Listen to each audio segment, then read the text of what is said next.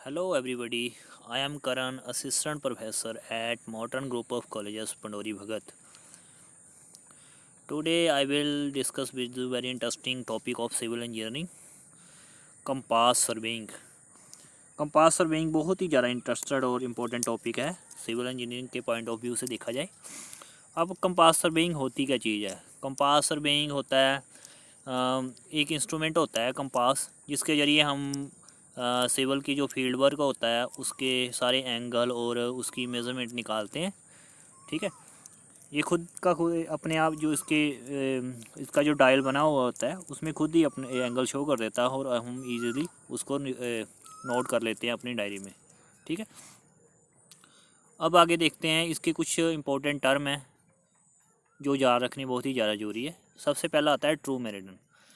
In case जो अगर आप कंपास यूज़ कर रहे हो, अगर उसकी वैल्यू बिल्कुल राइट आ रही है, नॉर्थ टू साउथ पोल बिल्कुल सही दिखा रहा है, तो उसको हम ट्रू मेरिडियन बोलेंगे। जैसे इसमें देखो ग्रीन लाइन शो कर रही है ना, वो एक ट्रू मेरिडियन है। ठीक है, और उसका एंगल जो हम बन रहा है वो ट्रू बेरिंग होगी। ठीक है, अब देखो नेक्स्ट है मैग्नेटिक मेरिडियन। इन केस कोई मैग्नेटिक चीज़ इसकी रेंज में, इसके एरिया में आ रही है, तो क्या करेगा, उसकी वैल्यू डिस्टर्ब हो जाएगी। वैल्यू डिस्टर्ब हो जाने की वजह से क्या होगा, या तो एंगल ज़्यादा बताएगा या कम बताएगा। इससे क्या होगा, इस चीज़ को हम बोलेंगे मैग्नेटिक मेरिडियन। और जो इसका जो एंगल शो होगा उसको बोलेंगे मैग्नेटिक बेरिंग। ठीक है, नेक्स्ट जो एल्वेट्रिक मेरिडियन है उसमें क्या होता है कि सम टाइम बहुत ही स्मॉल एरिया होता है जिसको हम एंगल निकाल ही नहीं पाते, बहुत ही मुश्किल हो जाता है, उसको हम एल्वेट्रिक मेरिडियन बोलते हैं। ठीक है, सेम वैसे ही ग्रिड मेरिडियन भी सेम वही चीज़ है, उसके जैसे ही है। अब देखो ये जो मेरिडियन है ये दो सिस्टम से काम करता है। पहले है वोल सर्कल बेरिंग और दूसरी है कोऑर्डिनेटर बेरिंग। इसके बारे में अब जानेंगे। वोल सर्कल बेरिंग क्या चीज़ है, सबसे पहले बहुत ही ज़्यादा इंपॉर्टेंट है। जब हम मैग्नेटिक बेरिंग को सिर्फ क्लॉक वाइज ही नोट कर सकते हैं तो उस टाइम हम उसको बोलेंगे वोल सर्कल बेरिंग। ठीक है, मतलब सिर्फ क्लॉक वाइज जैसे घड़ी घूमती है। ये इसका प्रिज्मेटिक कंपास का एक डायग्राम है जिसमें हम बॉल सर्कल बेरिंग यूज़ कर रहे हैं। ठीक है, ये देखो एक कंपास बनी हुई है, इसका डायल बना हुआ है, उसके अंदर एक नीडल है। ठीक है, और उस सामने उसका एक ऑब्जेक्ट बीइंग है, एक आई पीस है बना हुआ। ठीक है, इसमें सबसे बड़ी विशेषता क्या होती है कि जो नीडल होती है वो अटैच होती है डायल के साथ, पूरे का पूरा डायल ही घूमता है। ठीक है,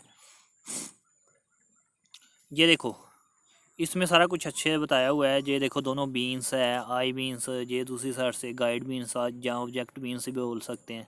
इसके ऊपर एक बबल ट्यूब लगी होती है जो कि इसका लेवल बताती है अभी ये लेवल में है या नहीं। सबसे पहले सर्वेइंग का कोई भी प्रैक्टिकल करना है तो सबसे पहले चीज़ को, ऑब्जेक्ट को लेवल किया जाता है, उसके बाद ही सब कुछ आगे चलता है। ठीक है, इसमें देखो एक मैग्नेटिक नीडल भी लगी हुई है। ठीक है, जो इसकी डायरेक्शन शो कर रही है किस ओर जा रहा है। ठीक है, उसके बाद इसके स्क्रू लगे हुए हैं नीचे जो टाइट करते हैं, जो इसका भी ट्राइपॉड स्टैंड होता है उसके साथ इसको अटैच करते हैं और स्क्रू टाइट कर देते हैं।